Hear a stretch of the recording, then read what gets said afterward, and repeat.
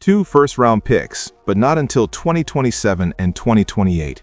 A second-round swap. That's it. That's the full return the Chicago Sky accepted for a player they once promoted as the future of the franchise. A 2-time All-Star, a record-breaking rebounder, a name that dominated headlines before she ever stepped onto a WNBA court. And yet, when the moment came, the deal didn't drag out. There was no bidding war, no last-minute offers, no hesitation. Chicago looked at the proposal, and within hours, it was done. That kind of move doesn't happen by accident. Teams don't move cornerstone players for distant picks unless something deeper is happening behind the scenes. Because when a front office truly believes in a star, they protect that asset at all costs. They negotiate, they wait, they drive the price up. But this felt different. This felt urgent, almost like the decision had already been made long before the trade was ever announced. And that's where things start to get uncomfortable. Because this wasn't just about moving a player. It was about closing a chapter, fast. No drawn-out process, no attempt to maximize value, just a clean break. And in a league where every move is calculated, that kind of speed sends a message louder than any press conference ever could. At the exact same time, just a few hours down the road in Indiana, a completely different story was unfolding. Caitlin Clark wasn't dealing with trade rumors or uncertainty. She was preparing for a season with a stable system, a proven roster, and a team that had already shown it could win with or without her on the floor. No chaos, no questions about direction, just momentum. The contrast between these two situations isn't subtle, it's impossible to ignore. On one side, a franchise quietly stepping away from the player it once built everything around. On the other, a team doubling down on a system that's already changing the shape of the league. And this trade, this is the moment those two paths finally collided in a way no one can overlook anymore. Because the real story here isn't just what Chicago gave up or what Atlanta received, it's what this deal reveals about how the league actually values impact and the difference between numbers that look good and players who truly change everything. Angel Reese didn't arrive in the WNBA as just another rookie. She arrived as a full-blown phenomenon. Fresh off a national championship run at LSU, her name already carried weight far beyond the court. Millions of followers, viral moments, a personality that demanded attention. Before she ever played a single professional minute, she was already one of the most recognizable faces connected to the league. And the Chicago Sky leaned into that immediately. From the moment she was drafted, the messaging was clear. This wasn't a slow rebuild or a wait-and-see development project. This was the beginning of a new era, and Reese was positioned right at the center of it. Marketing campaigns, media appearances, franchise branding, it all pointed in one direction. She wasn't just part of the team, she was the identity, the player you build around, the one you hand the keys to and say, "This is yours now." On paper, it made perfect sense. A dominant college resume, a relentless motor on the glass, and a level of confidence that translated into leadership. The kind of profile teams dream about when they're trying to reset their future. Chicago didn't hesitate. They committed early and publicly, making it clear they believed they had found their long-term cornerstone. But expectations like that come with pressure most rookies never have to deal with. When you're labeled the face of a franchise from day one, every performance gets magnified, every weakness gets noticed faster, and every loss starts to carry a little more weight than it should. At first, none of that seemed to matter. The highlights were there, the energy was undeniable, the production looked exactly like what scouts had projected. From the outside, it felt like everything was unfolding according to plan. But inside that momentum, small cracks were already starting to form. Subtle at first, easy to ignore. The kind of details that don't show up in headlines or post-game graphics. And for a while, the organization stayed committed to the vision they had sold. Because admitting something isn't working is easy when expectations are low. It's a lot harder when you've already told the entire league that this is your future. And that's where the story starts to shift. On the surface, everything looked exactly the way it was supposed to. The box scores told a clean, convincing story. Double-doubles stacking up night after night. Rebounding numbers climbing into historic territory and accolades that seemed to confirm the hype was real. Angel Reese wasn't just producing, she was producing at a level that demanded attention. Headlines followed the numbers, highlight clips reinforced them, and for a while, it created the impression that Chicago had gotten exactly what they had invested in. But underneath that surface, a very different conversation had already started to build, one that didn't show up in stat graphics or post-game summaries. Because not all production carries the same weight, analysts and fans began pointing out a pattern, one that wasn't immediately obvious unless you looked closer at how those rebounds were actually happening. A significant portion of her totals, as some observers noted, appeared to come from sequences where she missed a shot near the basket, recovered it, and then attempted again. On paper, it registers as a rebound and continued effort, but in the flow of the game, it often meant multiple attempts to finish what more efficient scorers convert in one. The stat sheet rewarded the activity. The possession itself told a more complicated story. And as this pattern became more widely discussed, it started to reshape how people interpreted those eye-catching numbers. That's where efficiency began to matter more than volume. Shooting percentages painted a tougher picture, hovering below what teams typically expect from a player operating so close to the rim. Finishing in tight spaces, which should have been a strength, turned inconsistent. Attempts that should have been automatic points became extended sequences, and extended sequences slowed the offense down. Defenses noticed it too. They didn't have to stretch themselves thin guarding the perimeter because there was little threat from outside. That allowed them to collapse into the paint, crowd driving lanes, and disrupt spacing across the entire floor. What looked like individual productivity started to create collective limitations. And that's the disconnect Chicago had to wrestle with. Because building around a player isn't just about what they can accumulate statistically, it's about how their presence shapes everything around them. In this case, the offense didn't open up, it tightened. Teammates didn't find easier opportunities, they often had to work harder to create their own. The numbers still came in, the rebounds still added up, but the overall system wasn't elevating, it was stalling.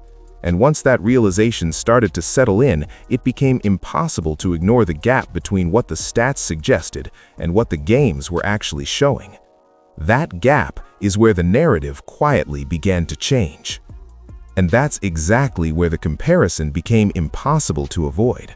Because while Chicago was trying to make sense of numbers that looked impressive but felt incomplete, a completely different kind of impact was unfolding in Indiana. One that didn't just show up in stat sheets, but in the way the entire game was being played. Caitlin Clark didn't enter the league to fit into a system, she bent the system around her. From her first games with the Fever, the shift was obvious. Defenses weren't just reacting to her, they were restructuring themselves because of her. Every possession carried a level of tension that forced opponents into uncomfortable decisions. Step too close, and she's pulling from deep. Give her space, and she's carving up passing lanes before the defense can even rotate. That kind of pressure doesn't stay isolated to one player, it spreads across the entire floor, and suddenly everyone sharing the court with her starts to benefit. Kelsey Mitchell began finding cleaner looks than she had seen in years, not because her role changed, but because the defense around her did. Aaliyah Boston's efficiency jumped in ways that weren't accidental. She was receiving the ball in better positions, with fewer bodies collapsing on her. Even role players started to look different. Shots that used to feel contested became routine. Spacing that once felt cramped opened up into opportunity. It wasn't just production, it was transformation. That's the difference between putting up numbers and creating an environment where numbers come easier for everyone. Caitlin Clark wasn't just filling up a stat line, she was redefining what her team could be on a possession-by-possession level. The offense flowed faster, decisions became simpler, and most importantly, the results followed. Indiana wasn't just competing, they were winning games that hadn't been within reach before she arrived. And once that contrast became visible, it changed how everything else was evaluated. Because now there was a clear example of what true offensive gravity looked like, what real system elevation felt like, and what it meant for a player to impact more than just their own stat line. It raised the standard. Which meant the question Chicago had been avoiding was no longer theoretical, it was right in front of them. If one player could reshape an entire franchise this quickly, why wasn't theirs doing the same? And that question didn't stay contained for long. But the real tension didn't stay confined to film sessions or advanced metrics. It started spilling into moments everyone could see. The first major flashpoint came early, in a nationally watched matchup that already carried extra attention because of the narrative surrounding Angel Reese and Caitlin Clark. During that game, Reese publicly suggested there were issues with how things were being handled, comments that quickly spread across media and social platforms. The league reviewed the situation and, according to reports, found no supporting evidence. But by then, the impact had already landed. What could have been handled quietly inside the organization had become a headline. And that moment didn't exist in isolation. Over the following months, there were repeated instances where internal frustrations appeared to surface externally. Interviews, post-game remarks, subtle comments that hinted at something deeper. Each one added another layer to the narrative. To be clear, much of what circulated during this stretch came from reports, speculation, and what people around the league believed was happening behind the scenes. But even when you separate confirmed facts from rumor, a pattern was hard to ignore. Situations that typically stay inside a locker room were finding their way into public conversation. That shift matters more than it seems. Teams operate on trust, on communication that doesn't need an audience. When that balance gets disrupted, even small issues start to feel bigger than they are. Coaches spend less time focusing on rotations and development and more time managing emotions, clarifying statements, and stabilizing relationships. Teammates start answering questions they shouldn't have to answer, and slowly, the focus drifts away from basketball. Reports suggested that Chicago's staff was increasingly pulled into managing those dynamics. Again, not every detail was confirmed, and much of it lived in that gray area of what people around the league were saying. But the consistency of those conversations across media, analysts, and insiders gave them weight. It wasn't just one incident, it was the accumulation. And all of this was happening while the losses kept stacking up. That's what made the situation harder to contain. Winning can smooth over almost anything. Losing does the opposite. It magnifies every issue, every comment, every moment that feels slightly out of place. What might have been manageable in a winning environment started to feel unsustainable. By that point, it wasn't just about performance anymore. It was about direction, about whether the situation could realistically stabilize or whether it was already moving too fast in the wrong direction to pull back. And then came the moment that turned all of those questions into something official. And then the situation crossed a line that no franchise can downplay or reframe. In September of 2025, Angel Reese was officially suspended by the Chicago Sky for conduct detrimental to the team. That phrase doesn't get used lightly in professional sports. It's not a media headline or a fan interpretation. It's formal language, documented, filed, and shared across a league where every front office is paying attention. Once that designation exists, it becomes part of a player's professional record in a way that speculation and rumors never can. Up until that point, much of what surrounded Reese's situation lived in that gray area: reports, conversations, what insiders hinted at but couldn't fully confirm. The suspension changed that completely. It gave structure to what had previously been scattered signals. It told every other team in the league that whatever Chicago had been dealing with internally had reached a level they could no longer manage quietly. And in a tightly connected ecosystem like the WNBA, where executives, agents, and decision-makers constantly exchange information, that kind of signal travels fast. From that moment on, the conversation around Reese shifted. It was no longer just about her production, her fit, or her potential. It became about reliability, about locker room impact, about whether the situation that led to that suspension was isolated or part of a broader pattern. Teams evaluating her didn't have to rely on secondhand reports anymore. They had something official to factor into their decision-making, something that directly influenced how much risk they were willing to take. And that's where her trade value took a hit that couldn't be recovered. Because once a player is formally disciplined at that level, negotiations change. Offers become more cautious. Front offices start protecting themselves instead of competing with each other. The leverage disappears, and with it, the ability to drive up a return. Chicago wasn't negotiating from a position of strength. They were navigating a situation that other teams fully understood. At the same time, the internal reality for the Sky had likely already reached its conclusion. Keeping a player after a suspension like that means committing to rebuilding trust, resetting the locker room, and convincing everyone involved that the issue is resolved. That's not impossible, but it's difficult, and it takes time. Time Chicago didn't seem interested in spending. So when the trade window opened, the outcome started to make more sense. Not because of what Reese had done on the court, but because of everything that had built up around it. The suspension didn't just mark a moment, it closed a chapter. And once that chapter was closed, the only question left was how quickly Chicago could move on. The answer, as it turned out, was faster than anyone expected. Once you understand everything that led up to that point, the return Chicago accepted stops looking shocking and starts looking inevitable. Because by the time trade talks actually began, this wasn't a team exploring options from a position of strength. This was a franchise trying to resolve a situation it had already decided could not continue. And when urgency replaces leverage, the entire equation changes. On paper, Angel Reese still had value. She was young, recognizable, and coming off back-to-back seasons filled with eye-catching production. But contracts don't just carry talent, they carry responsibility. Reese still had 2 years remaining on her deal, which meant 2 more seasons of salary cap space tied to a player the organization no longer viewed as part of its long-term direction. That alone creates pressure, because every dollar committed to the wrong fit is a dollar you can't use to fix the roster.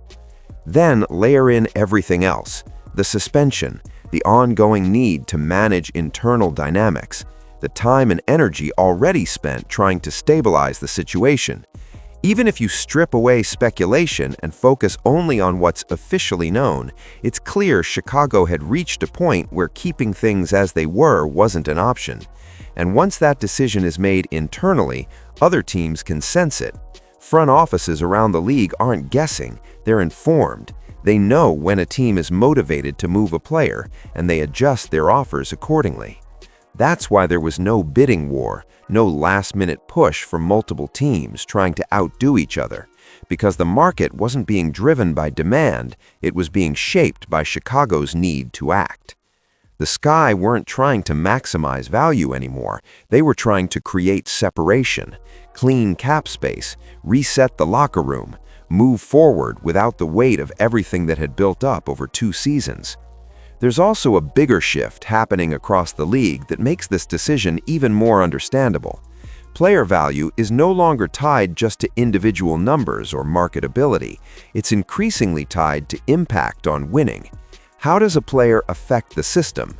Do they elevate the team or force it to adjust around limitations? Chicago had 2 full seasons of data to answer that question, and whatever conclusion they reached internally, it clearly didn't justify continuing the investment. So yes, 2 distant first-round picks and a swap might look like a light return for a player with Reese's resume, but that's only true if you isolate the numbers and ignore the context. Once you factor in the contract, the timing, the internal reset, and the league-wide perception, the deal starts to look less like a loss and more like an exit strategy. And that raises an even bigger question. If Chicago was so ready to move on, what exactly did Atlanta believe they were getting in return? Atlanta didn't make this move by accident. Teams don't take on a player with this kind of recent history unless they believe there's something everyone else is missing. From the outside, it can look like a bargain. Low acquisition cost, high upside, a chance to unlock production in a new environment. But that kind of bet always comes with a second layer that doesn't show up in trade graphics or headline reactions. Because the Dream weren't starting from scratch, they already had a foundation in place, led by Ryan Howard and Alicia Gray, 2 players who had built defined roles and real chemistry over multiple seasons. Their system had direction, their locker room had stability. And now they're introducing a player whose on-court profile and recent track record raise immediate questions about fit. The first challenge is purely basketball. Reese's game operates heavily inside, which means spacing becomes a real concern. Defenses that were already adjusting to Atlanta's offensive flow now have an easier decision: collapse into the paint, clog driving lanes, and dare the perimeter to compensate. That puts pressure not just on Reese, but on everyone else to adjust their rhythm. And when a system that was working suddenly has to bend, even slightly, it can throw off more than people expect. But the bigger gamble isn't just about spacing, it's about integration. Bringing in a player with a documented history of friction means you're not just adding talent, you're adding complexity. New personalities, new expectations, new dynamics that have to be managed from day one. And while it's true that a fresh environment can sometimes reset a situation, history across professional sports suggests it's rarely that simple. Patterns don't disappear overnight. They get tested again under new pressure. Now, to be fair, there's a reason teams keep making this kind of move. The upside is real. If Atlanta can channel Reese's energy, refine her role, and align her with the existing core, they could extract value that Chicago never fully realized. That's the version of this story the Dream is betting on. The idea that structure and stability can succeed where previous circumstances didn't. But that outcome isn't guaranteed. It's conditional. It depends on buy-in, on adaptation, on whether the same issues that surfaced before stay quiet or resurface under new conditions. And the moment even one flashpoint appears, the entire conversation starts again, this time in a different city with higher expectations. That's the risk Atlanta accepted, not just a player, but a question. And while they're trying to find the answer, another team in the same conference is already operating with complete clarity. While Atlanta is stepping into uncertainty, Indiana is moving in the exact opposite direction, toward clarity, stability, and something that looks a lot like control. Because heading into 2026, the Fever aren't trying to figure out who they are. They already know, and that confidence starts with Caitlin Clark. What makes Indiana's position so different isn't just talent, it's structure. This is a system that has already been tested under pressure and proven it can hold. When Clark missed time during the 2025 season, the expectation around the league was simple: Indiana would stall. Instead, they didn't just survive, they won. They eliminated Atlanta in the first round of the playoffs without their best player fully available. That detail matters more than any stat line because it proves something deeper than individual brilliance. It proves the system works. And that system is built on the kind of offensive gravity that changes everything around it. Clark doesn't just create shots, she creates decisions. Every possession forces defenders to choose between bad options, and over time, those choices break down even disciplined defenses. That's why players like Kelsey Mitchell have found a new level of consistency, why Aaliyah Boston operates with more space and efficiency, and why role players suddenly look like reliable contributors. It's not accidental, it's the ripple effect of a player who reshapes the floor without needing to dominate every possession. The results speak for themselves. A playoff drought that stretched nearly a decade ended almost immediately after her arrival. Records fell, not slowly, not over years, but in a single season. And more importantly, those records translated into wins, into momentum, into a foundation that doesn't feel fragile, it feels repeatable. That's what separates Indiana right now. They're not reacting to problems, they're building on solutions they've already found. The roster fits, the roles are defined, the confidence is earned, and with a full offseason to refine what already worked, the expectation isn't just improvement, it's acceleration. Now place that next to everything happening in Atlanta. One team adjusting, experimenting, hoping a complex addition works out. The other refining a system that's already delivered results at the highest level they've reached in years. That gap isn't theoretical anymore. It's visible, measurable, and growing. And that's what makes this entire trade feel bigger than just a roster move. Because while one franchise is trying to figure out its future, the other is already stepping into it. In the end, this trade wasn't just about assets, contracts, or roster adjustments. It was about direction. Two players entered the league at the same moment, surrounded by the same level of attention, tied together by a narrative that suggested they were on parallel paths. But 2 seasons later, those paths don't look parallel at all. They look like they're moving in completely different directions. Angel Reese's journey, at least up to this point, has been defined by contrast. The numbers are there, the effort is visible, the resume still carries weight, but layered on top of that are the questions about fit, about impact, about everything that happened beyond the box score. The suspension, the trade, the urgency behind Chicago's decision to move on, it all points to a situation that didn't unfold the way anyone expected. Now, in Atlanta, the story resets, but it doesn't erase what came before. It just adds pressure to prove that a different outcome is still possible. On the other side, Caitlin Clark has already shifted the expectations of what a young player can do to a franchise, not just individually, but structurally. The wins, the records, the system that holds even when she's not on the floor, those aren't small indicators. They're signals of something sustainable, something that doesn't rely on projection anymore, because it's already happening in real time. And that's the part that makes this moment feel definitive, because the trade didn't create this contrast, it confirmed it. Everything that's unfolded over the last 2 seasons led here. One path built on production that never fully translated into winning, now searching for answers in a new environment. The other built on impact that changed everything around it, now moving forward with momentum and clarity. The league didn't officially declare anything. No statement was released comparing one player to another. But decisions like this don't need explanations. They speak for themselves.